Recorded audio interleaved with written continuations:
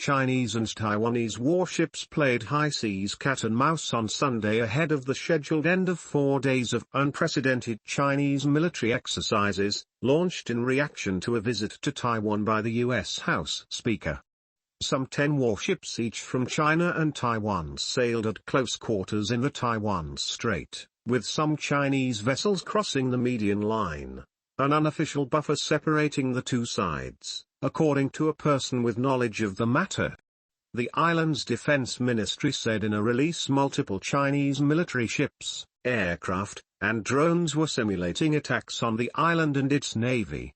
It said it had sent aircraft and ships to react appropriately. Taiwan said its shore-based anti-ship missiles and its Patriot surface-to-air missiles were on standby.